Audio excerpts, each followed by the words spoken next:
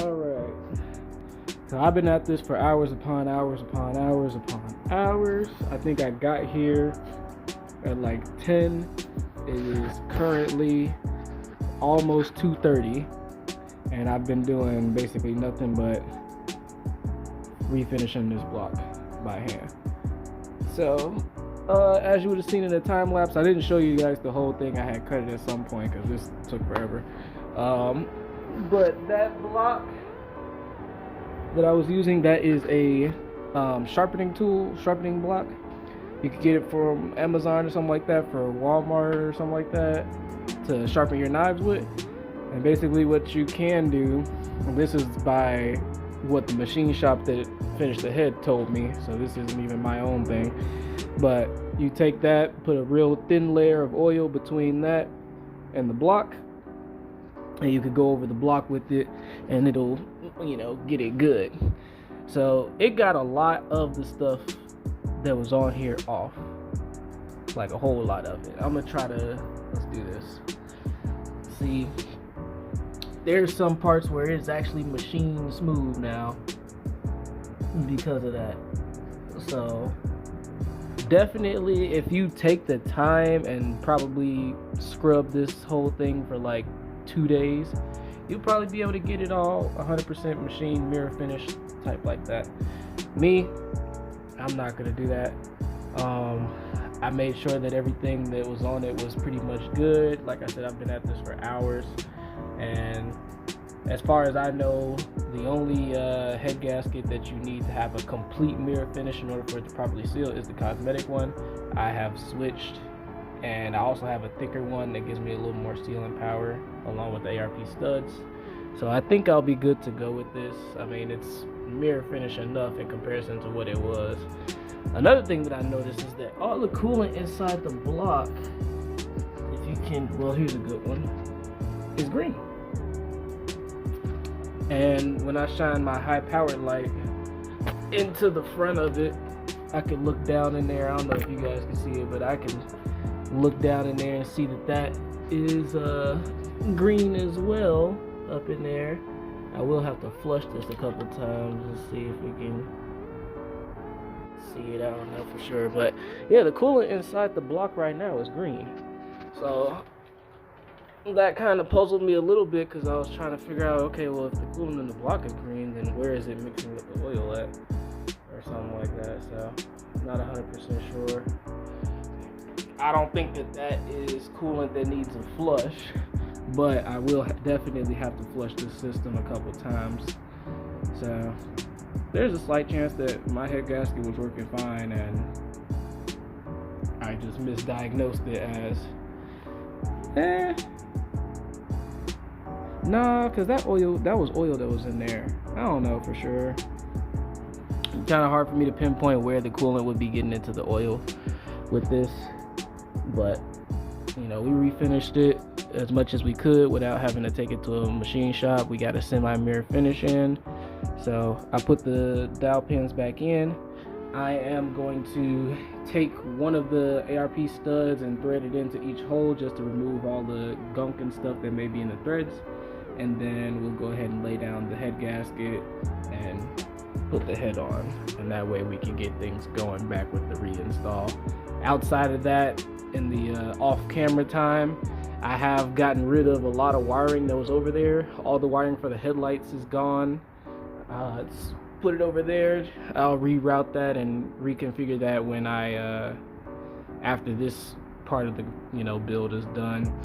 The only light wires that's left are the engine bay lights, but I removed all that stuff. I relocated the negative cable, so I'm actually using or making use of the Wiring Specialties ground kit now. But originally I had a negative cable coming off the negative terminal, routed all the way through the car, and then it grounded to the block. And it works, but it's not necessarily ideal.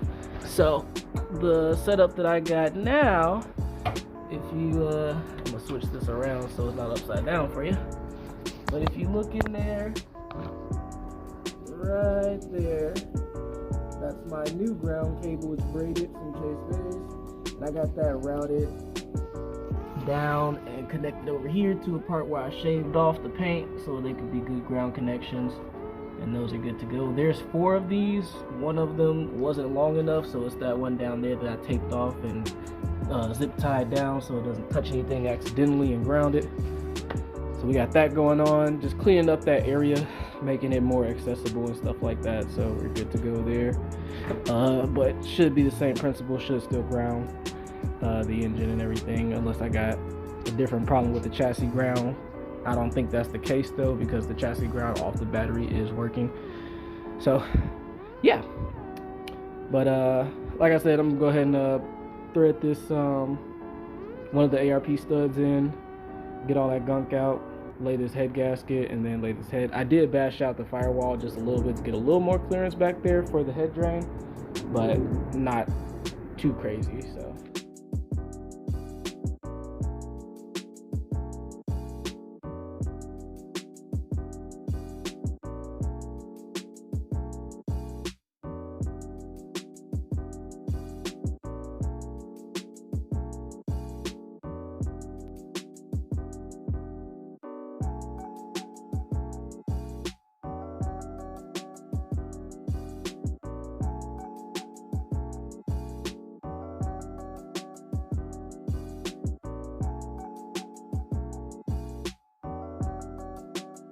guys, I'm pretty sure the head is on. It's not bolted down or anything, but I'm pretty sure it's on. I think the dowel pins are keeping it since I can't push it forward or backward much. And then I'm not seeing out. Don't think that the head gasket underneath it moved at all.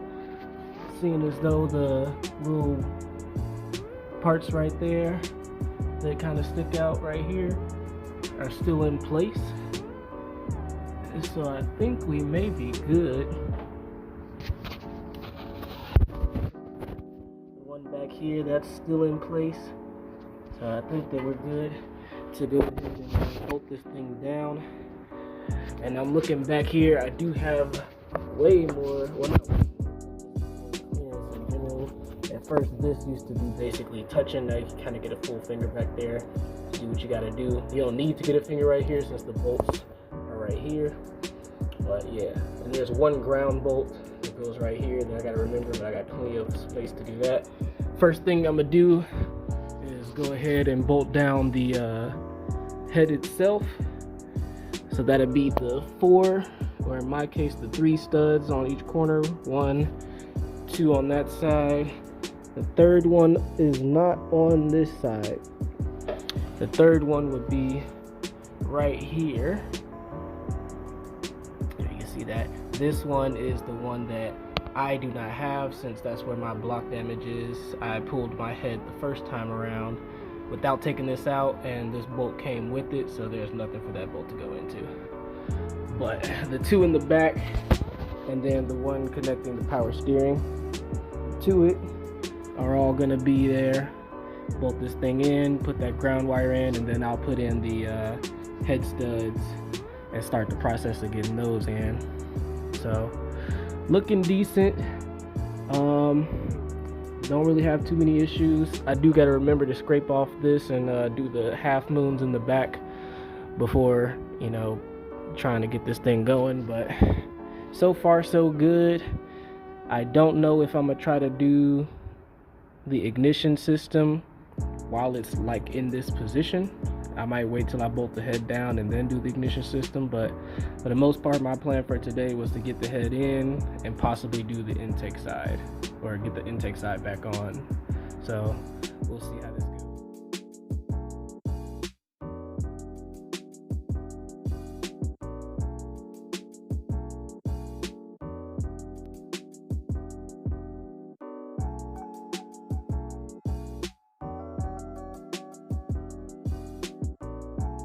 Alright, so I got the studs in, they're not tightened down. Just wanted to pause it real quick just to remind everybody at least the layout of it.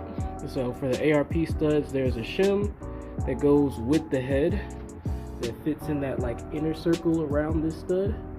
I think that's OEM. Then the ARP studs have their own shim that go on top of that, and then you have the nut that you bolt down on. each one of these is supposed to have one of each.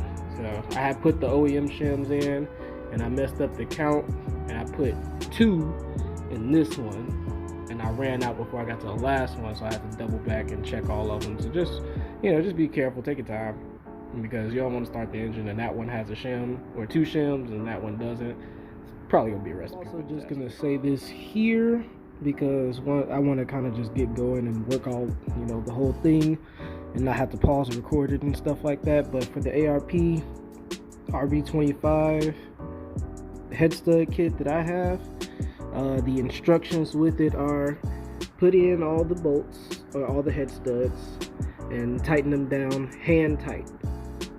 After you tighten them down hand tight, you take the lubrication. The machine shop gave me an extra pack of ARP lubrication. So you take the lubrication and you lube up the bolts.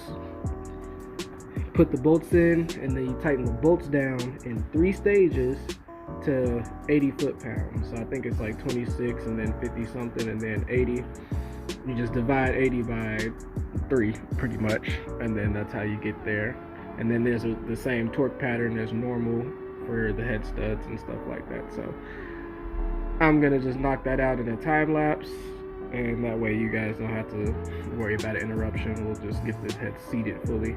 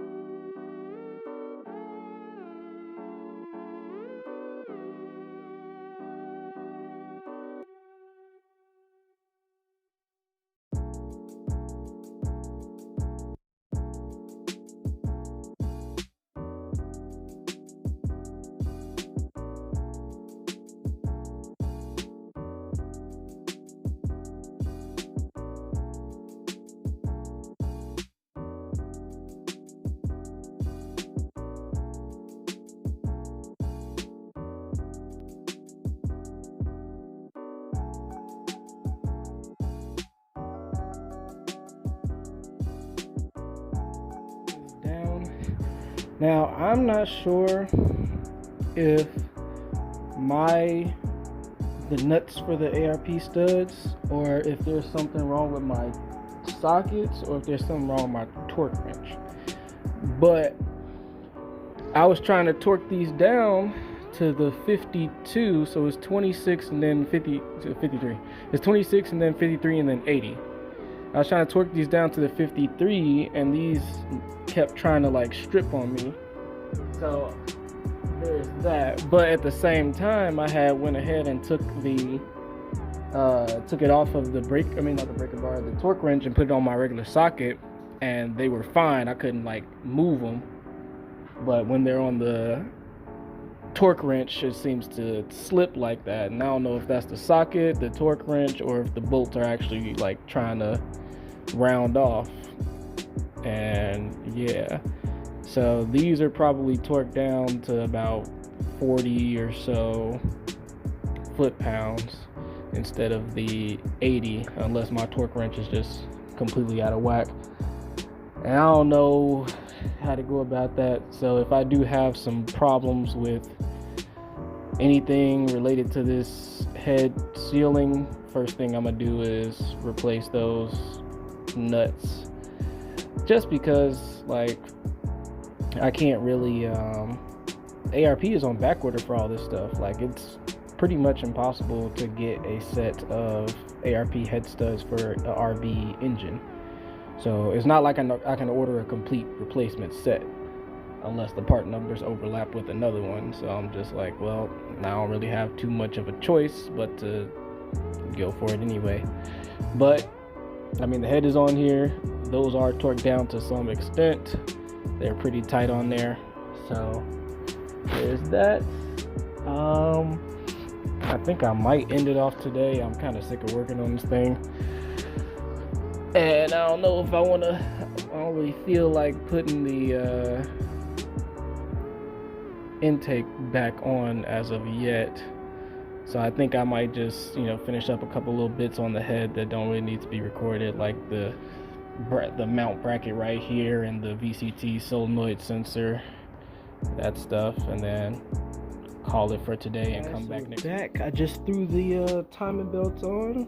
Definitely wasn't trying to make it easy on me, but it's on there now. HKS belt.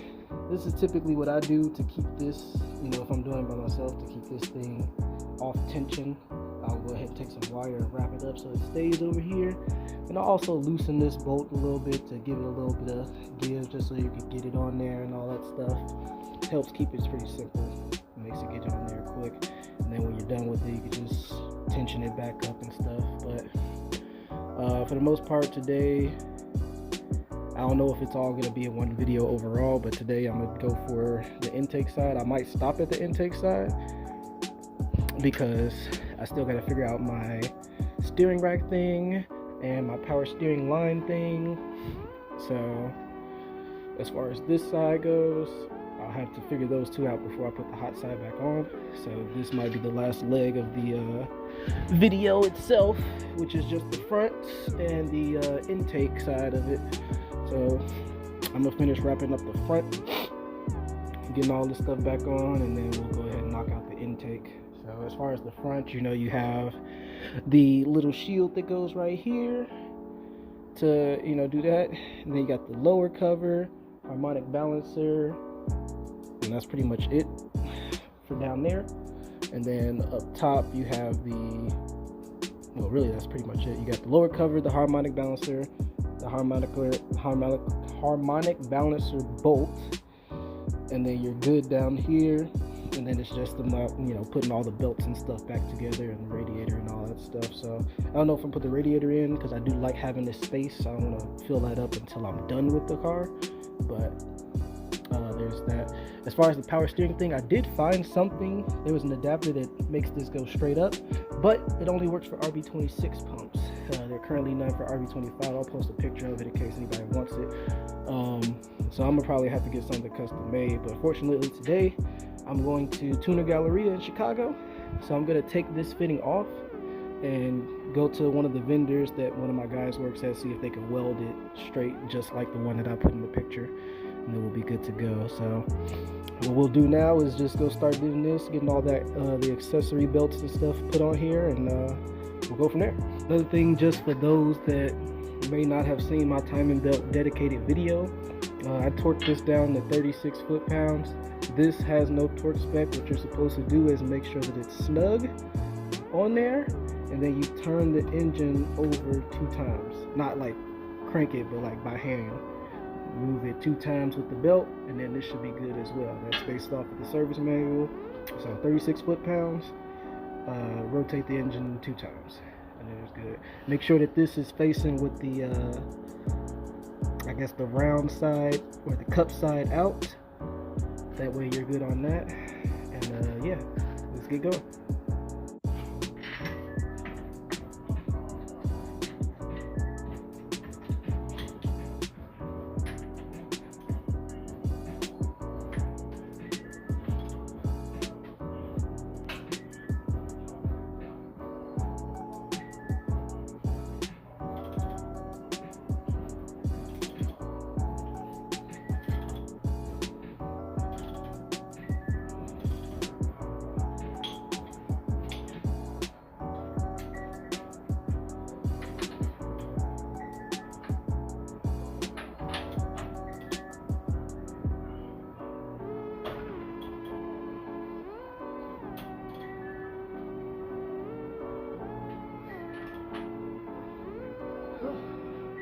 Alright, so we got that down there. I realized that I left the battery for my impact at home, so I won't be able to get that off without turning the engine in reverse. So we're just going to stop right here as far as the front assembly and just move on to the intake side. As for the intake side, let's get some light up in here. Boom. So the first things first, I mean, it's really straightforward. You got the gasket, which is already on the intake, and then just all the bolt holes to mount it in there. It's just getting all this stuff out the way while you're trying to get it in there. And then once you got it in there, it's connecting all the vacuum lines and all the, know, connectors, injectors and stuff like that. So it'll be pretty straightforward for me since I have all of my lines color coded. Like all these red lines are vacuum lines, with the exception of that. That's the coolant line, but that's the biggest red line I got, so I know that that's the coolant bypass. All the oil lines are blue. So yeah, it'll just be a matter of fitting this thing in there. As you can see, the gasket is on the back of it, and getting it in. The only thing that I would say about this is I don't think that there is any type of any like alignment thing for it. So you really just gotta like probably just hold it in there and then start threading some bolts in. We'll see. We'll try it.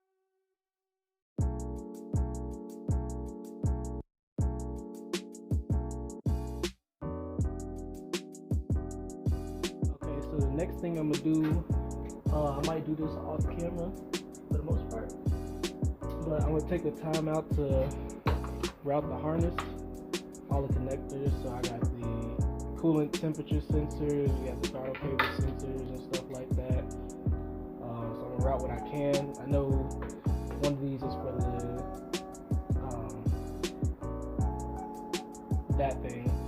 So since I haven't done the front yet, I'll route only a certain amount of them, but yeah, let's get some of this stuff out.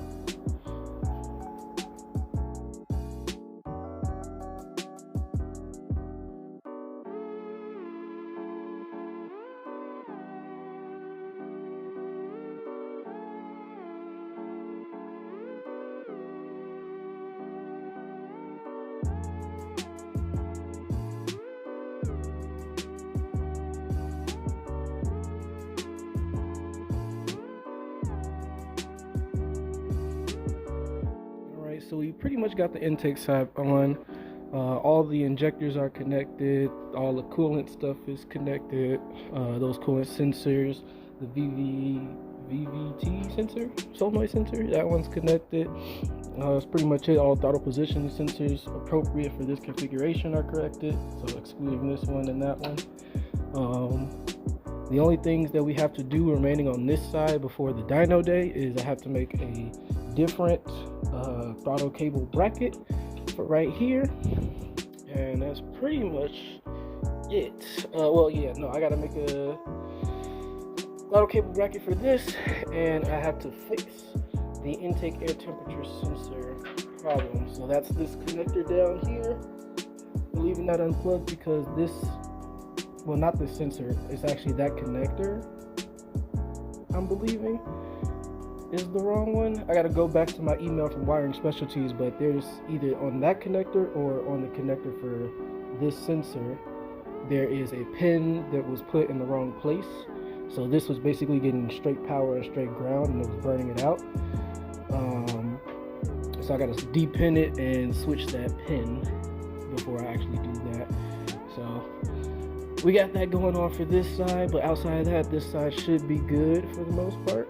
I hooked up the fuel lines and everything like that, so we're good. There's definitely more space under here now that I've tucked the harness a little bit better and all that stuff. So glad I did that while it was out. One other thing I forgot to put in was these, since they go right here. But I'm gonna wait till I do the valve covers to put that on, so we're good to go on that. That's mostly gonna be it for this side of things. Just some off-camera stuff I'm gonna do is get that fitting off of the power steerings, like I said I was gonna do, and I might finally hard route the new brake line relocation underneath the car, and we're good to go. So I also will be picking up a headlight retainer, a new headlight retainer from a guy at the Tuner Galleria show, because I had to cut mine in half to do the S15 conversion on the S13, and you could actually keep it together on the S14, but these aren't really keeping everything straight because they're cut in half. So I'm gonna have a new one of these coming in soon as well to kind of straighten up the front end. So we're looking pretty good.